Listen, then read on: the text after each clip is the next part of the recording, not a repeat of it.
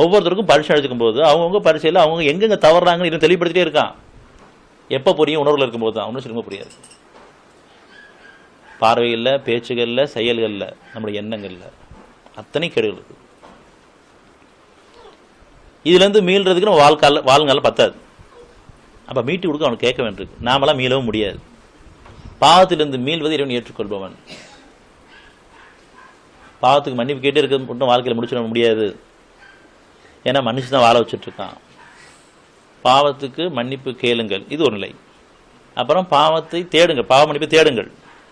ஏற்கனவே உங்களை மனுஷனை வாழ வச்சுட்டு இருக்கிறேன். மனிதர்கள் செய்யும் அக்கிரமங்களுக்காக உடனுக்குடன் பிடிச்சாச்சுன்னா ஒருத்தர் மிஞ்ச மாட்டோம்.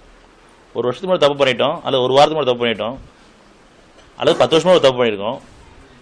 அது இப்போ தான் தப்புன்னு தெளிவாக புரியுது. என்னுடைய எண்ணங்கள்லையோ என்னுடைய பேச்சுலையோ செயல்கள்லையோ நான் ஒரு தவறு ஈடுபட்டேன். அன்றைக்கி நியாயப்படுத்திட்டு இருக்கிறேன். இன்றைக்கி அது தப்புன்னு தெளிவாக புரியுது.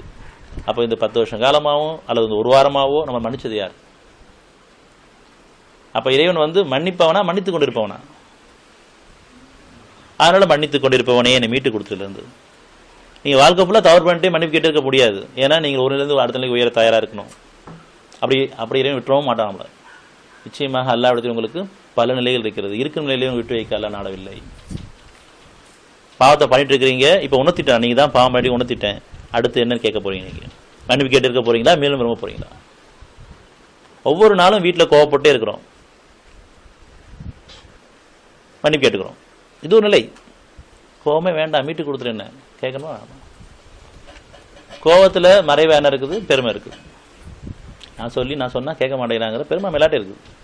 அந்த பெருமைக்கு மறைவா இணை வைப்பு இருக்குது. ஏன்னா எல்லா புகழும் இறைவன் ஒருவனுக்கு தான். நானும் பெருமை கொள்கிறேன். நான் சொல்லி நீ கேட்க மாட்டேங்கிற பெருமை எனக்கு இருக்குது.